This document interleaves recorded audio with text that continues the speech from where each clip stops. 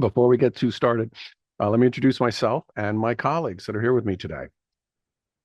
My name is Monty Clark. I'm the Student Career Specialist at Kapiʻolani Community College. Going in order of who you see seated in our little presentation windows, that's Kim Martinson next to me, also a Student Career Specialist, and she's with Maui College. And then at the end is Tomoko Skinner, again, the Student Career Specialist at Hawai'i Community College. So, even though we're going to be talking about using phrases like job search and dream job, really what we mean is pursuing offers to launch your career. Okay, so let me break this down for you. First, a job is something that you do for money. A career is something you aspire to. Okay, something that you want to do. A career is fulfilling beyond the paycheck, and it involves learning and satisfaction in your job. It also has been said that when you have a career you love, you never work again. So that's why we crossed out work. So that's what we want to strive for. Now, I want you to notice and think about this phrase, pursuing offers, because this changes everything in a big way. Searching for a job or trying to find a job, it's got that sound of desperation in it. Kind of makes a silent assumption that it's a one-way street, right? Like you're Oliver Twist going, please, can I have a job? Okay, it's not like that. It's a two-way street. By pursuing offers, you make that clear. See, you have the education and the skills that the employers are looking for. And so you're looking for an offer that'll benefit you and the employer. And that's also what the employer is looking for, because they want a good fit, because that means you'll stay and you'll do a good job because you like what you're doing. And then they get to grow their business and you get to improve your position within it. Okay. This ultimately is what everybody wants. So that's what we're going for. Okay. Realize that it's just as difficult for an employer to fill a position as it is for you to find one. So this is like you're in this together with the employer. Okay. You guys are looking for the right fit. Okay. But still, within this training, we're going to be calling it job search or employment or that kind of thing, just because it's easier for the sake of communication. Okay. Okay. Okay. So key objectives for launching this career. Research has consistently demonstrated that when clear goals are associated with learning, it happens more easily, everything's remembered better, and it's more rapidly taken care of. And that's the same thing with a job search. Clear goals make things easier and faster.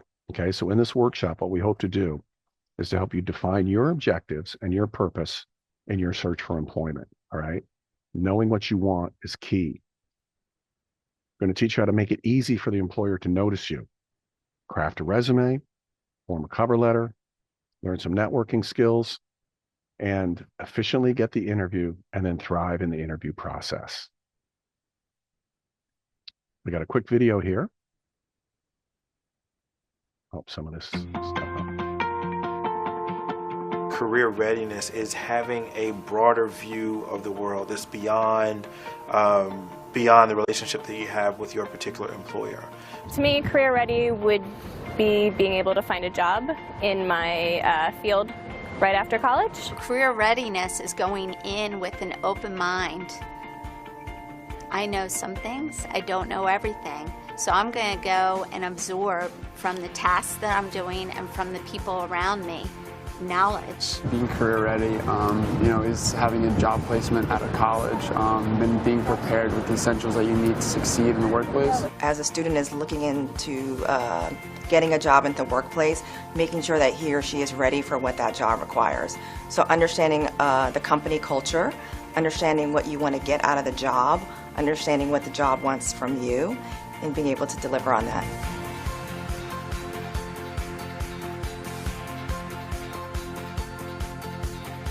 Career readiness is really important to me. I know that when I went through school, I wasn't mentored, I had no internships, so it was very important as we were starting a program at my institution that we really wove that into the fabric of the program itself. Career readiness in Japanese is 仕事の準備. One of the biggest skill gaps we see right now in regards to career readiness is some of the softer or social skills. Being able to interact, interpersonal skills, having conversations, making eye contact, keeping engaged in a conversation, even though you may not know that individual very well. So if you set yourself up and you practice these and you're able to show them in interviews, it's going to set you apart and ultimately get you a job. Career readiness would be being prepared to be in the real world, knowing things about my future job, hopefully from school. Career readiness in Cebuano is preparado para sa trabaho nimo. One of the most valuable things you can do is to meet someone who's actually working in that industry today. And I think people underestimate the amount of insight the individuals have, and more importantly, the influence they can have over your trajectory in that particular career. Most important thing is to be a hand-glove fit. It is not your title. It's not your salary.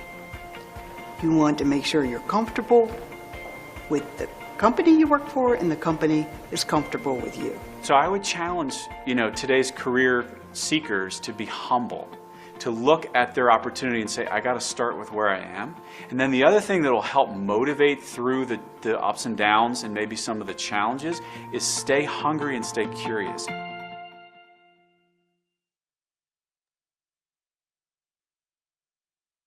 So that was awesome. And now I want to introduce you to an incredible asset that you already have. You already have Handshake. Handshake is a platform that we use to help you make connections with employers, but it does so much more. Now I know that once you start getting ready to search for the job, excuse me, sorry, that's a pretty exciting time. But it's a good idea. Hang on. It's a good idea to set some realistic expectations, because finding a job that meets your needs and fulfills your objectives is going to take some time, and it's going to take some effort. There's going to be some competition, and you're going to have to strive to be the best prepared candidate, okay? For instance, good first step is making a plan for the first 30 days. This will help you to set up and form a daily routine of prospecting for future employers, applying for jobs, fine-tuning your resume, and asking for interviews. Handshake can help you with all of this. You're going to be making lists, and you're going to be setting up interviews scheduled in your calendar, and you're going to be doing all these kinds of things, and Handshake, again, can help you do all of this.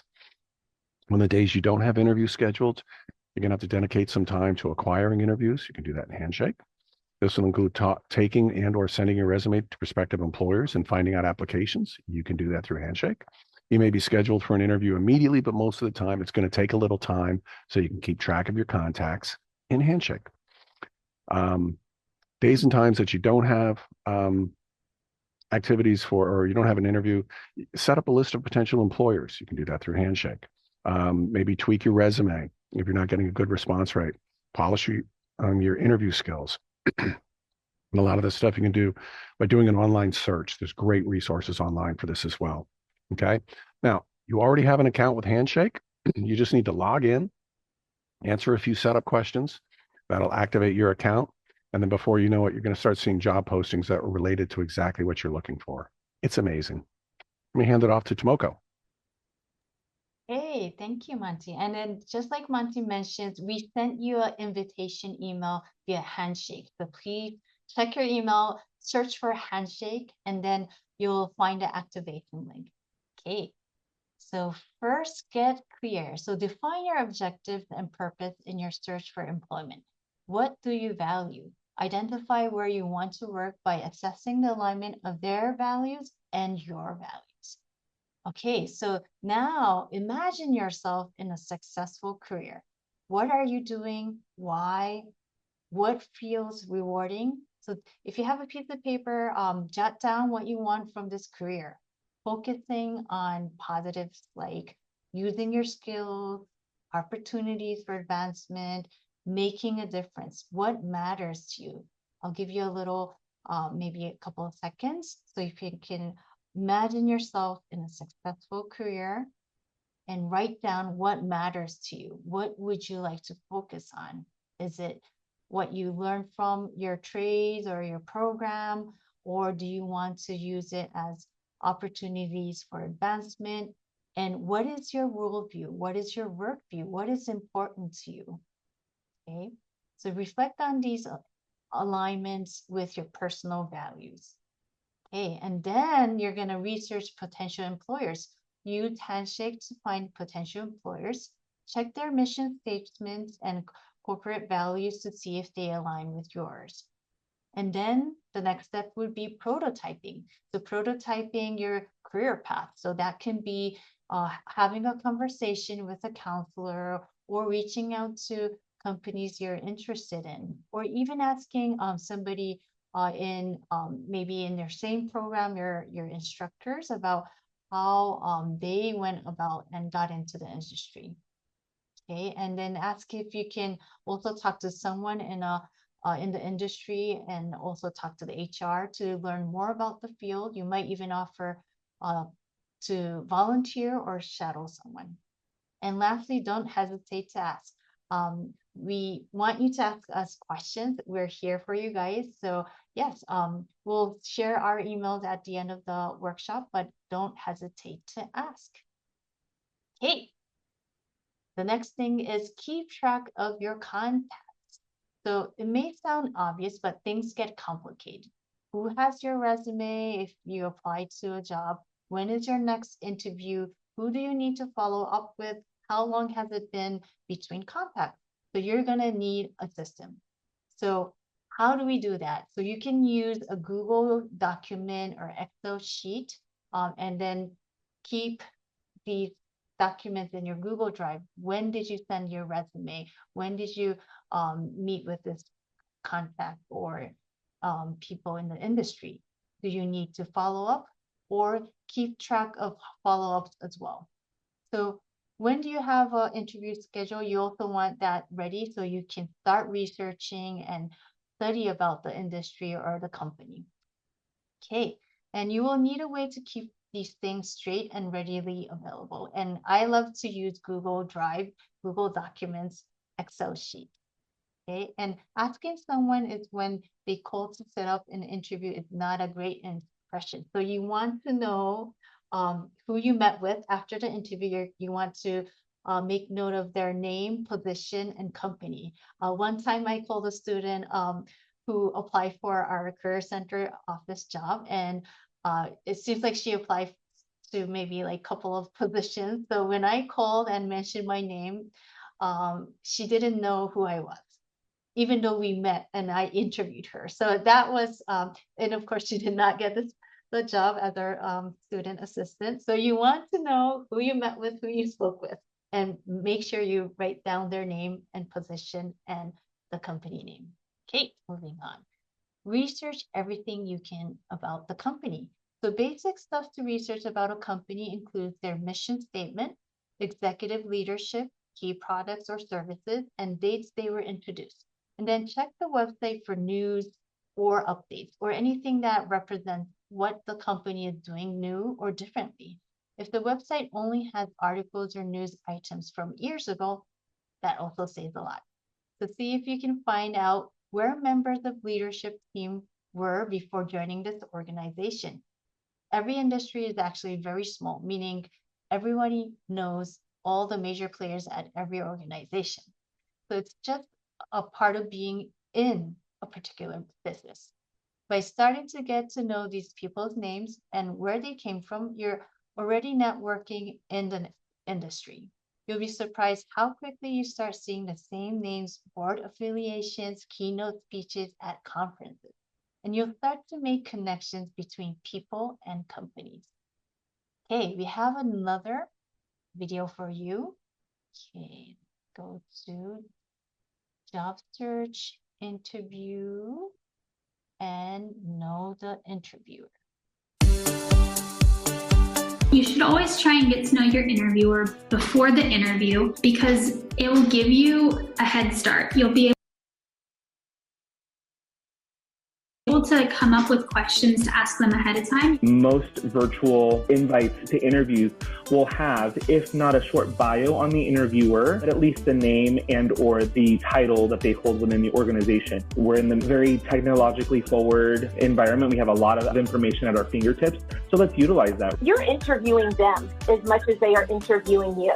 And so make that connection with the interviewer or the interviewers. Get to know who is interviewing you by using your tools like LinkedIn. What is their background? Find connections with them and ask questions about their journey. Ask questions about how they like working with the team that you are going to be working with. It's good that they see that you're looking at their LinkedIn. You'll see where they worked before this company, their roles at this current company, where they volunteer sometimes, and even sometimes their favorite sport sports team or some other pages that they follow on LinkedIn. Or Google search, depending on that person's role. Maybe they're featured on the organization's page or there's some sort of feature on them. So do a little bit of homework. Maybe you'll find some commonality, some common ground that you'll be able to share. We want people to be prepared. We want you to do your homework. We're expecting you to LinkedIn stalk us before the meeting. Even as an HR person, when people start mentioning things that I've posted, I'm like, oh, okay, so they did their homework. I actually find it very impressive. It shows that you really want it. When you don't even know anything about me as a recruiter or what areas that I focus on, when that's clearly stated on my profile, I feel like you're not as prepared as you could have been. So it's definitely, the more aware you are, the better you look as a candidate. You want to make an interview as relatable as possible. You still want it to be professional, but any moment that you can connect with the other person is a win for you.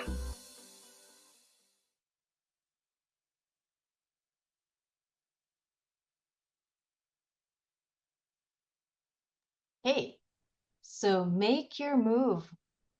So ultimately, you will craft the targeted cover letter, which we will discuss later, and you're going to tweak your resume to fit the job description and follow the directions on the job posting on how to apply, and you'll get an interview. And then after the interview, get ready for the next interview.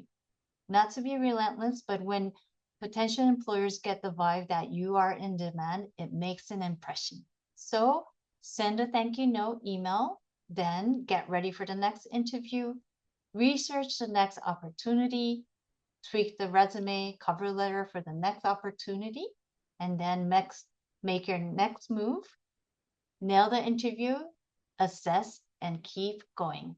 And remember, you are pursuing a number of offers. Okay, assessment. So what worked and what didn't? So each time you complete an interview, write down the strength and weakness in your performance. No matter what happens along the way with each of these steps, resume, cover letter, interview, take a moment to assess what worked and what did not.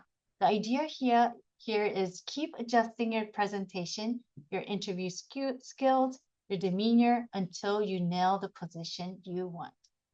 Okay, off to Kim. Hey, building your resume.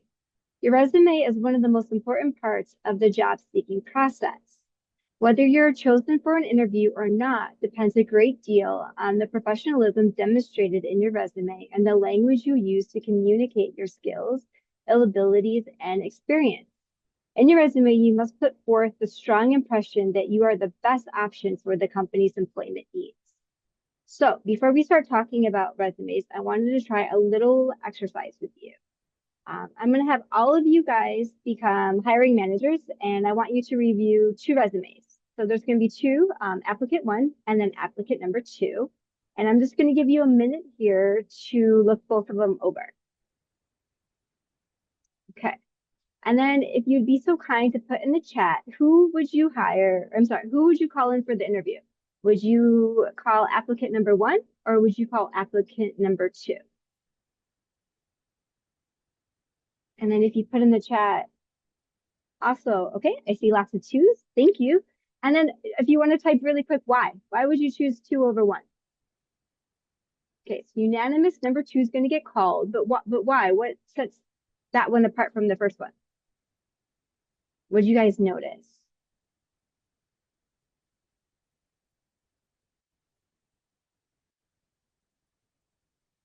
Okay, very detailed, very organized. Good. Anybody notice anything else? GPA? Okay, work experience. Do you see hobbies listed on number 2? No? Likes to surf and football, yep. And that could be, depending on who you're interviewing and if you did your homework, that could come into play, but in very select cases. Maybe So at if Nike. you know somebody, yeah, if you know, depending on who you're interviewing, or if you know the person that you want is like a huge golf fanatic and he's obsessed, you can probably work that in there some way. But normally you leave hobbies off. Okay, anything else? Okay, Did anybody notice that applicant number 1 and applicant number 2 is the same person? Did anybody pick up on that? Okay. So I wanted to do this little exercise because I wanted to show you all the power of a well-developed, well-organized resume. Okay. And the reason why, if we go to the next slide. Let's skip over this one. Okay. So the reason why is because the average person, the average recruiter will look at your resume for maybe 6 seconds before they decide if they're going to call you in for that interview, which means you only have 6 seconds to wow them. And this is why having such a solid resume is so important. And you want to make sure that it's free from typos, from misspellings, or grammar errors. You can kind of look at it like this. If you go on a first date and your date shows up and they're late, they're all messy, they smell, their clothes are all wrinkled or they have holes, they're covered in stains. When you go out to the restaurant, they're extremely rude, they don't tip, they talk over you. Will you accept a second date from this person? What do you think your chances are of you saying yes? Probably no, right? You're probably not going to want to go out with that person again. And this is why first impressions are that important, and they hold a lot of weight. And your resume is your first impression to that employer. You just want to keep that in mind. So what should your resume look like? So I'm just going to go over with you guys just a very basic resume. And when it comes to resumes, basic is good. You want basic with. Because employers are going to be looking for specific things. They're going to want to look for your school. They want to look for your education. Do you have a degree and what they're looking for, or just a degree in general? They're basically checking off the minimum qualifications that are required for you to do that job.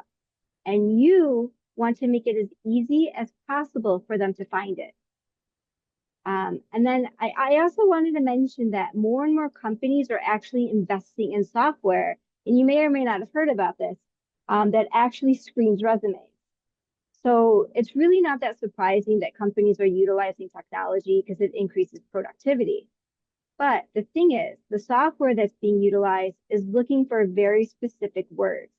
And if you do not put these words onto your resume, you could be automatically disqualified because the software is just going to screen and pass right over you. And you will be disqualified before you're even looked at by a human eye, right? So we want to make sure that you guys have a shot. So a way to do this is by having that job posting. And I'm going to explain this in just a second. Okay. So your resume, the first thing you write down on your resume is your name. And you can make this a little bit bigger than the rest of your resume, your little bigger font. And then after your name is followed by your email and your phone number. Now, please make sure the email that you list is an email that you check. Okay. And then your address. You can keep it as a PO box and then your city and state, or you can put your full address. That's up to you. Okay. Then after your name, that's usually in the header. And then below that is going to be your objective. Now, this can be done 2 ways. One way is just stating the position you're applying for and the company. Put a period and that's it. And then the other way is making it basically a snapshot sentence or a really short, concise paragraph of why they should hire you. So you can do it one of 2 ways. And then the next thing coming down is summary of skills. Now, this is where you list skills that would show the employer that you would be the best fit for this job that you're applying for. And you pull these skills from the job posting, right? So this is where you would add, if the job posting says you have to lift 75 pounds, right? This is where you would add able to easily lift and carry 75 pounds. Or if they're looking for customer service or communication skills, these are where you put this, right? Or they want somebody who's a quick learner. You could say you're a fast learner and eager to learn more. You are a team player with excellent communication skills in . Basically, you want to make sure you put in what the job posting is saying. Okay, so next is education. You're going to write it in, first you're going to put down the college you're attending, so that goes above your high school. And then on the first line, you're going to state the degree you're going for, right? So you could say pursuing an associate's in arts, and you spell it all out, degree in liberal arts. So you don't want to use abbreviations, you want to put the full title of your degree. And then right below that, you're going to list the college. And then you're going to do the city and state. And then you're going to put to the right, so you can say expected graduation date. You put the month and the year. Now on this template, it says to and from, like when you started, and I'm going to say leave that off. It's not important. They don't need to know when you started, and it could actually hinder you. So some people could look at a community college and think, well, it takes you 2 years. So if you don't get the degree in 2 years, what's wrong with you? Or have a negative view on it. But in reality, college could take, 2, 5, 7, 10 years because life happens. You could become a parent, you could stop because you got a job and you're good. And then you want to change career, so you go back. So people start and stop all the time. And some people take one class a semester, right? So, and it doesn't matter. Basically, it's just don't put it on your resume. Keep it off. And then that way they don't have to ask any questions. And kind of the same thing with high school. You just say diploma received and you don't say the date. You don't want people to ageism is illegal, but you can't really say if they did that. And if you just graduated last year, maybe they're like, oh, you're too young, you might not know. Or if you graduated like 30 years ago, maybe they're like, oh, you're too old, right? So you just don't want to give them any of that. So you just leave it off and say diploma received. Okay. And then the next is your work experience. And this is kind of the bulk of your resume. This is where you're going to write short, truthful accomplishments. And again, you're going to use verbiage from that job posting. You kind of want to use your job posting and your resume like a book report. Your job posting is a book and you're writing your report. You want to use the same information because they are looking for specific things and you want to make sure that you state that you can do that. And then lastly, there's the volunteer and community service and club. That's excellent to put on if you have it. If you don't, totally okay. You just take off those headers. And the same thing is with awards and certificates. If you have them, amazing. You want to add them. If you do not, totally fine. You just remove the headers. And then when you have certificates, you want to put, again, on the right-hand side, the date you received them. Unless it's like, CPR or something that has an expiration date, and then you only list your expiration date. Okay? So that's a resume in a nutshell. Okay. But I also want to say it's also extremely important not to downplay your previous employment. It is important that you realize every job you've ever had, even chores around the house, taught you something. How to be reliable, how to do a good job, how to be on time, how to take responsibility, and so much more. So please do not discount your experiences just because you weren't getting paid for them. And this can also be applied to an internship, right? Like, I cannot stress enough that every job, right, regardless of what you did in the previous employment, can be transferable. So those job work experience, you can transfer that experience to the job you're going to be applying to. You can take this experience from maybe you were a barista and you're applying to become a preschool teacher or a nursing assistant. You can say that you're skilled in working in a highly stressful, demanding work environment.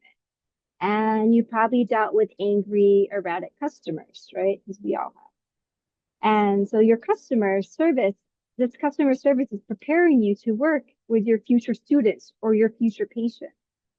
So remember, it's all customer service. And you're making sure that your customer or your patients or your students' needs are being taken care of. You're just using different tools to do that. So please do not ever discredit any of your previous experience. It shows your next employer so much.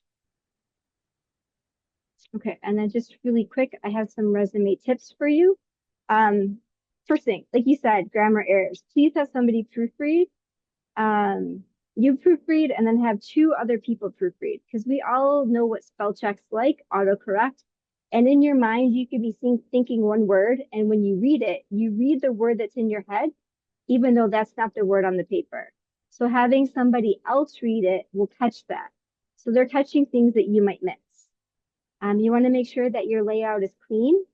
And then you customize your resume for the job you're applying for. And I say this being, if you're applying to be a cook, and then if you're applying to be like a preschool teacher, you're probably going to have very different resumes. So you want to customize for each one. And then you want to read and understand the job requirements. And then just, again, clearly labeled section headings. And that is for the person reading your resume, easily able to find what they're looking for. And then lastly, what not to include on your resume, right? Photographs and personal data. These are your hobbies and stuff like that. You don't want to take, in the United States, we don't put photographs on. We just say leave it off. Personal pronouns, you never put I in a resume. Irrelevant experiences or poor academic achievements. If you were a valedictorian or you have a really great GPA, by all means add it. If your GPA is like 1 point whatever, that's fine. Just leave it off. You don't want to add that on. And then salary expectations should never go on a resume. Just take that off the table. Leave that off. And then, as I mentioned, leave your hobbies. Don't add them. Okay? Okay. On to you, Monty. Thank you, Kim. So now the next key to open the door to an interview with an employer is a cover letter. Okay. When the employer has so many options to choose from, you really have to make it easy for them to see you. And realize that the internet's made it really easy. Sorry, guys, but the internet's made it really easy for people to apply for jobs with basically one click. Okay. So as crazy as it sounds, there's a ton of people out there just shotgunning their resumes to any and every job, whether they're qualified for it or not. So more and more employers, as Kim said, are using software to scan these resumes and cover letters, including using AI, to cut down on the number of these unqualified resumes that they're getting. So to make sure that you get noticed, make sure to use the words from the job description and put them in your cover letter and your resume. Put them in your cover letter is what we're going to talk about in a little bit. Okay. So we're going to cover the basics here, but realize that once you start writing a couple of cover letters, you're going to end up with a template that can work for you, and you can just customize it for each job by tweaking a few things. But you got to make sure that the basic template that you're using, the basic first cover letter that you come up with, has this necessary information. And the necessary information we're going to talk about is just the basics, because you still need to customize everything for each individual job. But obviously, so your contact information, your legal name, street address, that kind of a thing. Okay, make sure everything's up to date, and that it has today's date on it. This is a letter. Employer's contact information. This is key. The name of the contact person you're sending it to, make sure you spell their name right. The title, make sure the title is correct. Their company address, city, state, and zip code. Okay. So like when you're addressing a letter and you've got the person who's going to up in that top left corner, make sure all that's correct. Okay. When you're opening the letter, dear so-and-so or aloha, as we do in Hawaii, do not use the person's first name. Okay. It's not, hey, Bob, how's it? Okay, this is a professional letter. Use their last name, dear Mr. Reynolds, dear Mr. Smith, or dear Mrs. Smith, or Miss or Ms. Ms is best for women. Just MS. Dot. They may not want to be remembered that they're married or not. I don't know. Sorry. Okay.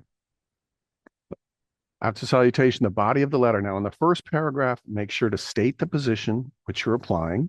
Okay. And then do a quick list or reason of why you're the best person for that position. Okay.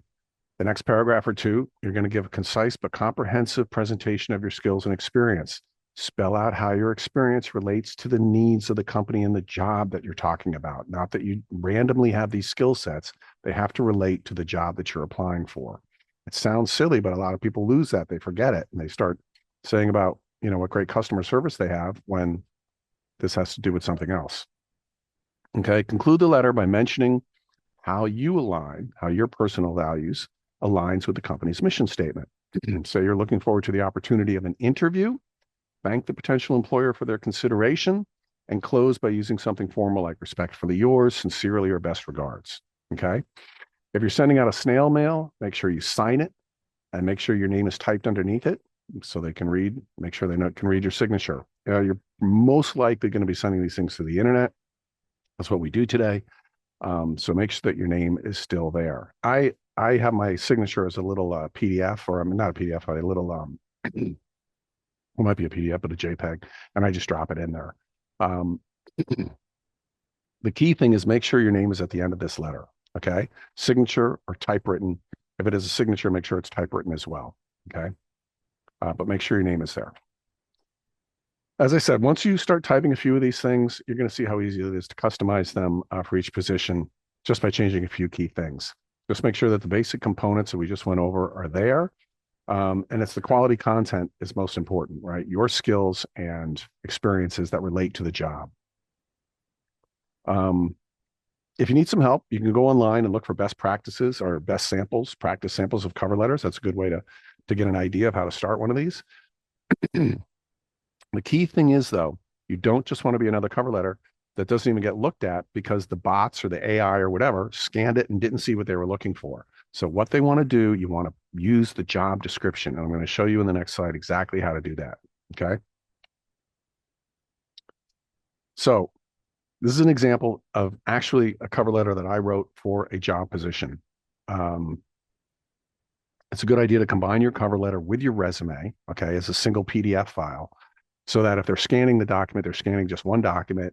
And that way, sometimes you cannot, it's difficult to use maybe job description language in your resume because that's a little bit more specific to what you have done. Whereas in a cover letter, you can represent that you're aware of these things or that you have experience in them, perhaps, even though it wasn't your specific job title. It's still going to get scanned and recognized.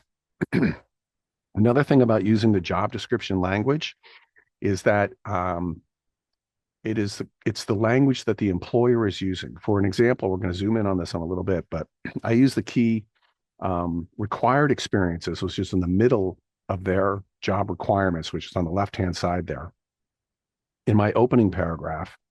And I use this phrase that they had used called, I was audacious in my vision to unlock dramatic impact. Now, I personally never say that I'm audacious in my vision to what do I do? I unlock dramatic impact. Okay, but this was the language that the company was using, so I gave it to them. The cover letter and the accompanying resume that I sent this to got me through the first round of interviews. To the second round of interviews, I did well as well, and I got all the way to the final round. Now, I didn't get the position, which was a $25 million grant, but I really believe that was because I used their phrasings and their language that I got past as far as I did. Now, if you zoom in, we kind of saw this, but that required work experience in the middle, 10 years managerial experience, bop-a-da-bop. And in my opening sentence, I say, I have an MBA over 10 years experience managing people and budgets, working across various sectors and organizations, exactly what they put. But I put it in my letter in such a way that it seemed fairly comfortable, right? I wasn't forcing anything. I just simply said that I'd done what they were looking for. So that's kind of key. Smoko, I'm going to hand it back off to you. Hey, thank you, Monty. So networking skills. So networking can feel intimidating, but it's really just a crucial part of landing a job.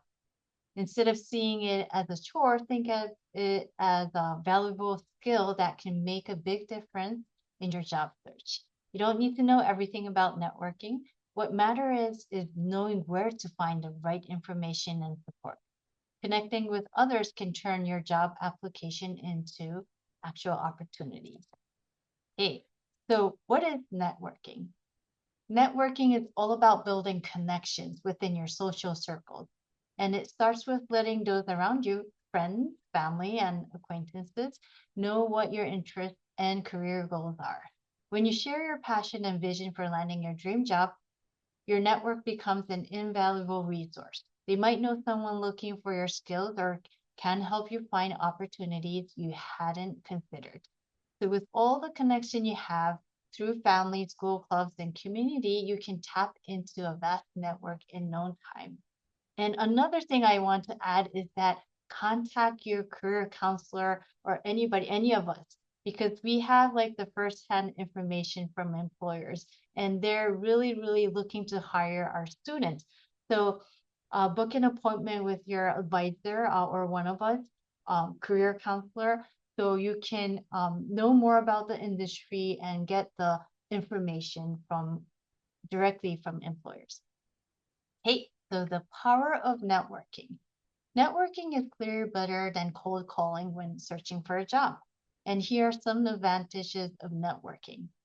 So, increases your confidence, and it also saves time and energy going to low potential interviews, and helps you find a job with the kind of people you already know and enjoy, helps you get more interviews in less time, and multiplies your efforts by having a team of people looking out for your interests. So that was the power of networking. Okay, so how do we get the conversation started? So begin by talking to family members and make phone calls and catching up on family news. So this is the easiest way to get used to starting and having these conversations. Practice within some extended family members.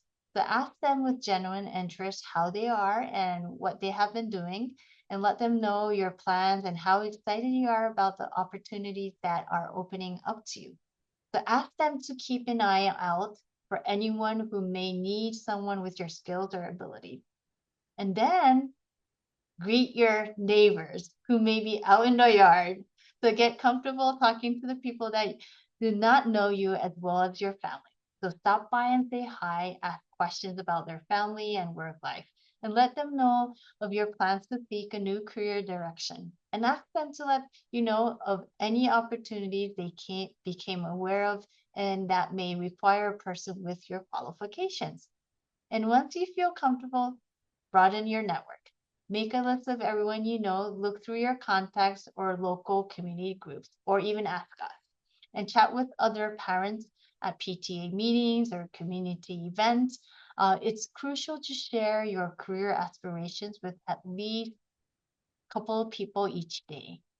And you never know who might have a connection or an opportunity that could be perfect for you. So this will help you expand your network and increase your chances of finding the right opportunity.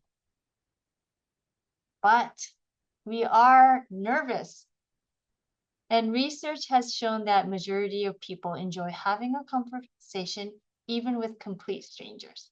So everyone feels nervous about starting a conversation, and it's okay to feel afraid. Just don't let that stand in your way. Hey, always have a business card. So while you're doing the networking thing, make sure you carry business cards wherever you go. So make exchanging business cards a normal part of your day.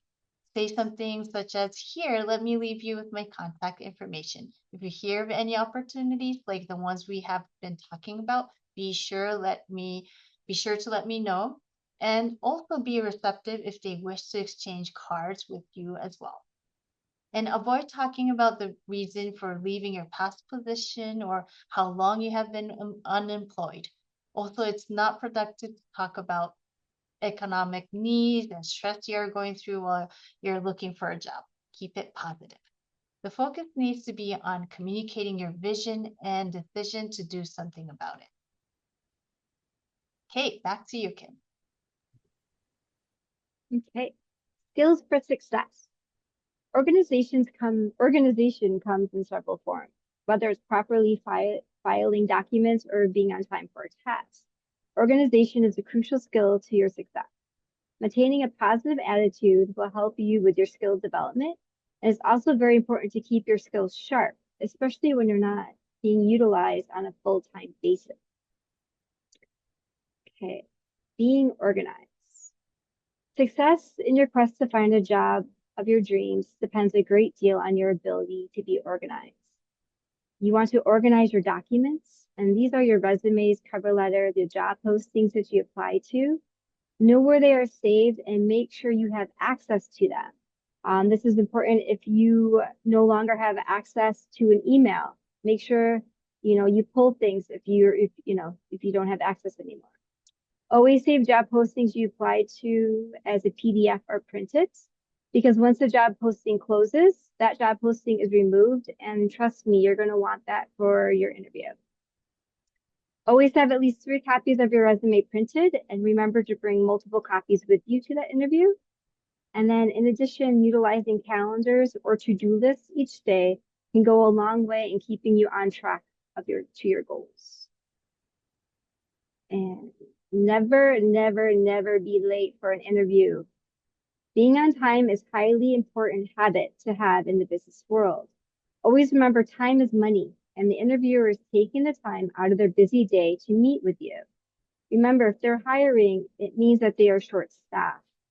It's imperative that you do not take this for granted.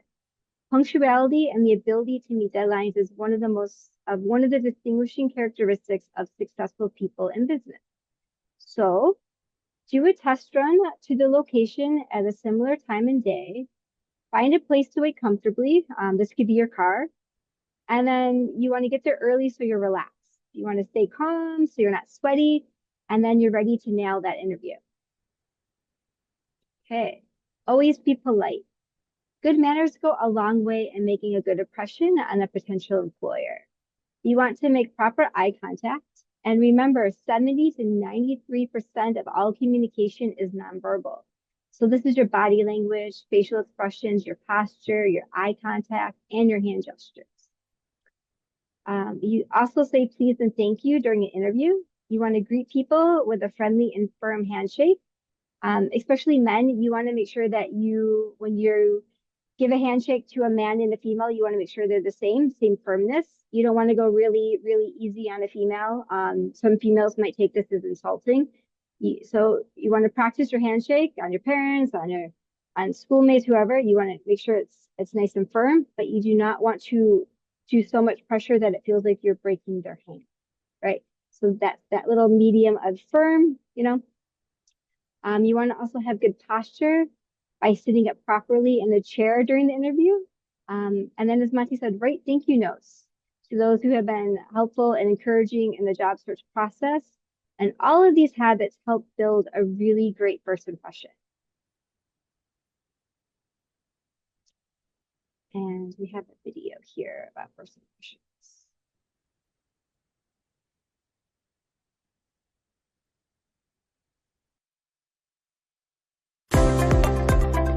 First impressions are critical. You have anywhere from 6 to 30 seconds to really catch somebody's eye. Things that make a good first impression do include a handshake and definitely showing up on time. Make sure that you're dressed professionally and that your conversation is also professional. Think about all of those things that you want to project and make sure that that's exactly what you're projecting. That means being kind, smiling at everyone, being genuine, and just being a good overall person. What can you tell them about you as a human being that makes you stand out? What makes you memorable? Make sure that you're leaving a good impression so that way they want to have another conversation with you, another follow-up conversation with you. And in that short amount of time, it's going to be a good indicator of how you might be in the workplace. I'm going to remember somebody that tells me personal anecdotes about their life, or a student that says, I'm really passionate about soccer, and when I graduate, I want to start a business where I can really bring the community together. And it's something that makes you a human being and really brings back that human connection. Especially now, a lot of it's virtual. So you want to be prepared for that, and I actually call it the virtual handshake. Essentially, when you say hi to someone, you're not going to be shaking their hand anymore. So it's important to make that eye contact. So look at the camera. Don't be looking down at your keyboard or looking at your notes. You want to look directly into the camera. You are wanting to project the very, very best of you. And that's so important with the way you dress, the way you act, the way you treat people, and the way you carry yourself. So I always think a first impression is important.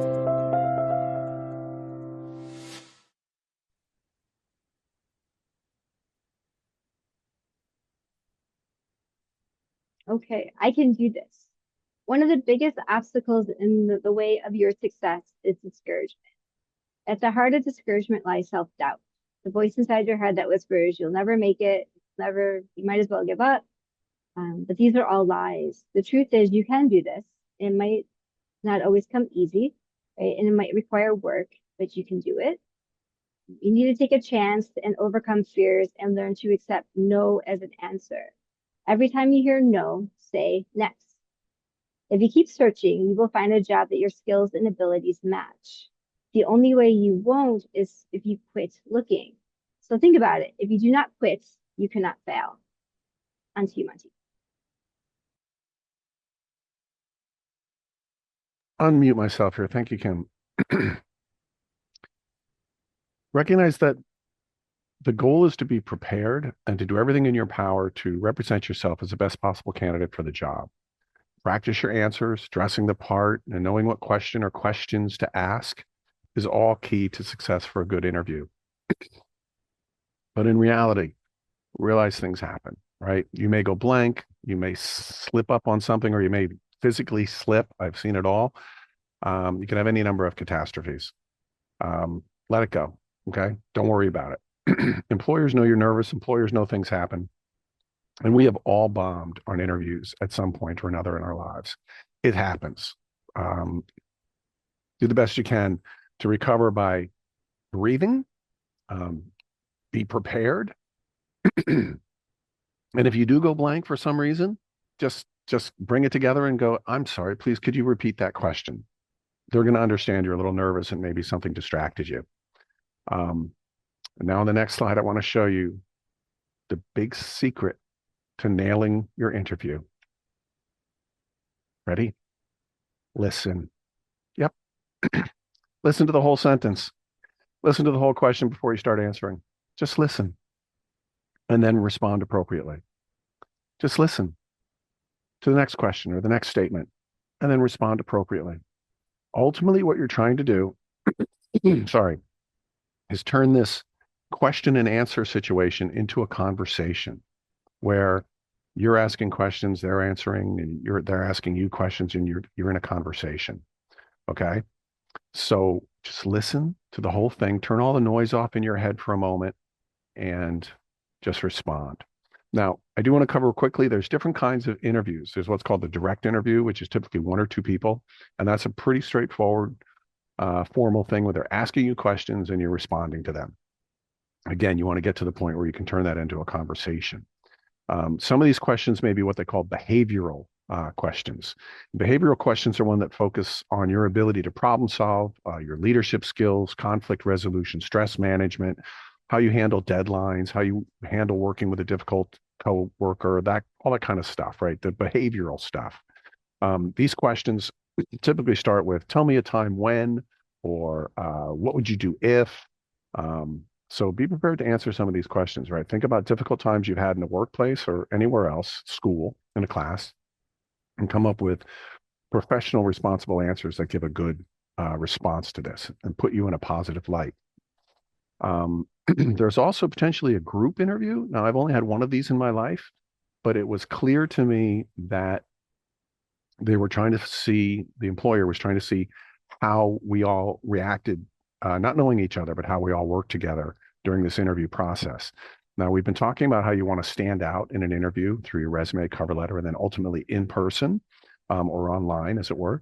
But in a group interview, you still want to stand out, but you do not want to be the prima donna. You want to compliment the other people in the group if they have a good answer. You want to have rapport with everybody because you want to show that you can be a team player. Personally, as someone who's employed people in the past, I am not interested in prima donnas. You could be the genius who has the answer for everything, but if you can't work with the rest of the people in my firm and my company, then I can't use you. I'd rather teach somebody something than try and figure out how to get you to be nice.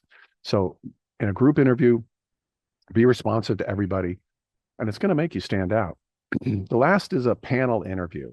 And this is usually maybe this could be a first interview where the panel that's 3 or 4 more people, like, direct interview is 1 or 2 people, 3 or more people. That could be the first interview where these are people that you might be working with, or you might be reporting to, but probably not. And then your second interview is like that direct interview with the person you'd be reporting to, or it could be the other way around, that the first interview is just a HR or somebody, and that the second or third interview is the panel where you're dealing with HR, legal, the person you're reporting to, upper management, who knows, okay? Don't worry about any of these different formats. Just pay attention to the person asking the question, listen and respond appropriately, and you'll do fine. Okay. So what to expect? These are some of the questions that you're literally going to get, and you should be prepared to answer these things. Okay. You will probably get the standard. So tell me a little bit about yourself. Okay. Tell me a little bit about yourself means specifically to the job that you're applying for. I know it may sound obvious or maybe not, but the employer really doesn't care that much about your childhood unless it relates to the job you're applying for. And then again, you're going to get those behavioral questions. Tell me about a time when. Okay, so be prepared to figure out how you made a deadline, how you dealt with a difficult employee that you were working with, how you overcame whatever overcoming situations, right? That's the kind of thing they're going to be asking about, because what they're looking for is how is your past response to these stimuli, these situations, indicative of what you might do in the future. Okay. And you want to put as positive a light on things as possible. You're probably going to get the where do you see yourself in 5 years question. You do not, you see yourself in the position that the person who's interviewing you is in. Okay. If that person is a department chair, you do not see yourself as a department chair. You typically want to see yourself working within the firm to help the overall goals of the organization. You're perfectly content to learn as you grow. Strengths and weaknesses is another big one. Strengths and weaknesses. A classic is I'm detail oriented, but I always keep my eye on the big picture. You don't want to get stuck in details and miss the overall goal of the project. You don't want to be a big picture person and miss the details that get you there. So you got to figure out how to weigh these things, right? Put yourself in the best possible light. You're going to have to share some weaknesses. What's your weakness? I kill customers with kindness. Sometimes I just talk too much, like I am now. Things like that. You got to find a way to spin a weakness into something positive. And then the classic 3 words to describe yourself. What are 3 words to describe yourself? Or they may do a variation on that. What are 3 words your coworkers would describe you? Or what are 3 words your classmates would use to describe you? Have these words. They shouldn't be pretentious. They shouldn't be over the top. They should be fairly solid. Okay. But again, be prepared for this. Okay. Do we have time for this video? We do not. No. Okay. Dress for success. Personally, I feel that one can never be overdressed. Excuse me. But here in Hawaii, a suit sometimes throws people off. Oops, classic. Dress appropriately for the position. Okay. If you are doing, even in Hawaii, if you're doing financial management, you probably want to wear a suit, but dress appropriately for the position. Realize from the first handshake to the final farewell, you're going to be evaluated on your poise, your appearance, your posture, your skills, your abilities, your persuasiveness. I mean, it sounds like a lot, but the fact is keep it together, because your ability to respond to pressure and to recover even from your own mistakes tells the employer a lot about you. Don't worry if you make a mistake. Just take a breath, laugh it off, move on. That says a lot about you. If you don't know something, don't worry about it. Okay. In fact, this could be a great way for you to open up that opportunity, to create a conversation. It's a great way to have a reason to get back to the employer. You say, that's an interesting question, I'll look into that and get an answer for you. Is it okay if I email you? What's the best email to get you at? Now you got the guy's email or the woman's email. And you have a reason to contact them, which is fantastic. Just make sure you actually follow up and answer the question that they asked you. Don't feel bad ever if you don't know something. Nobody knows everything. You're there to learn and represent that. Be honest, okay? But do your homework and make sure you know the answer for the next one, the next interview, okay? Now, questions. You will have a question. You must have a question. In fact, the question, they expect you to have a question. But more importantly, the question can be the thing that breaks this from a interview into a conversation, okay? Once you get them answering questions, now you're having a rapport, okay? So you want to have a good question.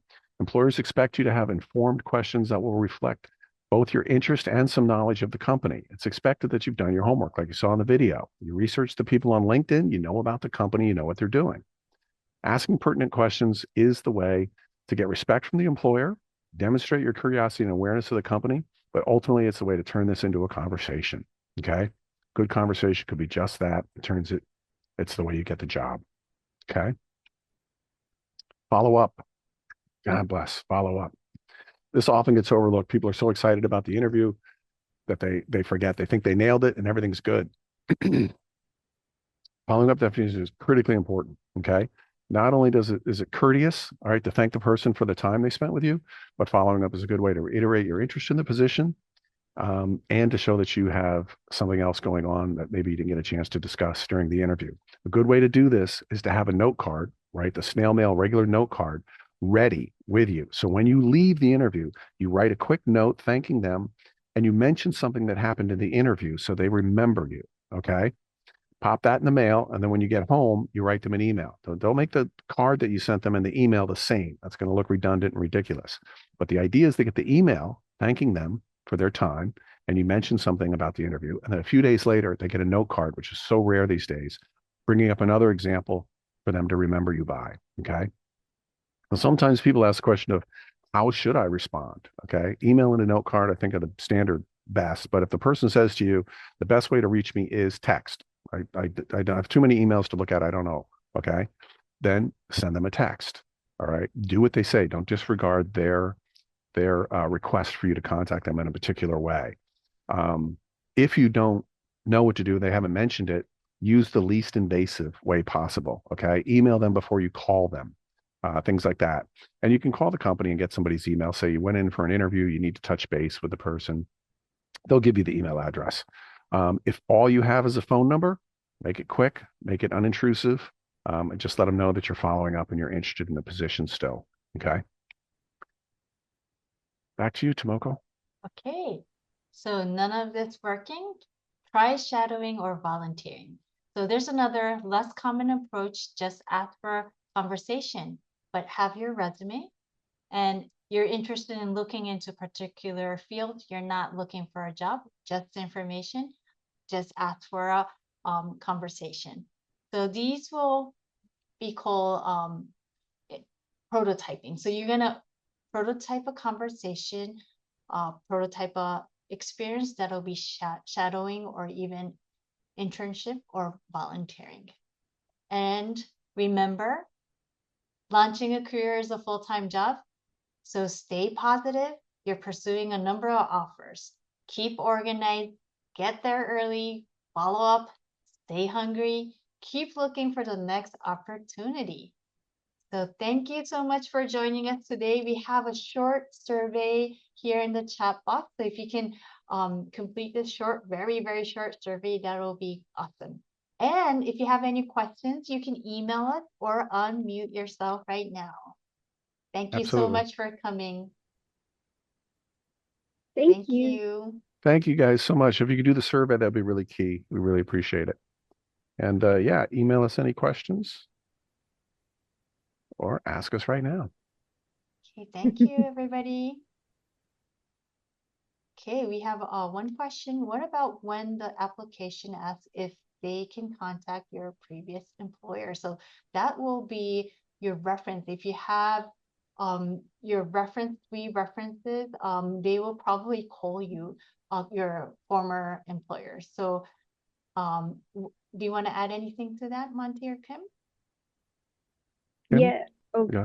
Yeah. So make sure that these references that you're using are professional, and make sure that you give a heads up to the people that you write down. So if you're using like a counselor or a teacher that you might not have been communicating with them for, a semester or two, make sure you shoot them an email and ask permission. Most of the time, they're going to say, of course, but you want to give them that heads up so that way you are fresh in their mind. So when they do ask and they say your name, they know exactly who you are.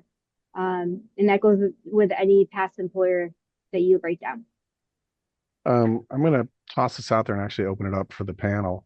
As you move up the line and your positions become more and more responsible, it's professional to let your direct supervisor know that you are looking for work elsewhere. They may not be one of your references, but they probably should know that you're looking for a job, especially if it's something within the company itself. They're going to hear about it. Entry-level positions, I'm going to offer it to Kim and Tomoko.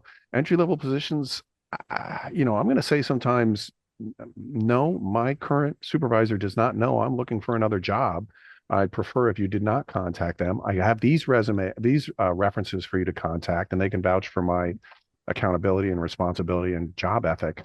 But currently, I am looking to expand from my current situation, and they don't know that I'm looking. I don't know. What do you guys think? Is that professional or no? Well, honestly, I would just leave it off. And the other question was, if you don't care for your previous manager, that's fine. And you don't have to put them down. Well, you don't have to say that. Especially- Yeah, I mean, you don't have to say, "Oh, the guy I work for now is a jerk." No, it's just leave that. But what if they ask? You know, typically it's on job applications. Can we contact your current employer? Yeah. If you know that person's going to give you not a positive review, then say no.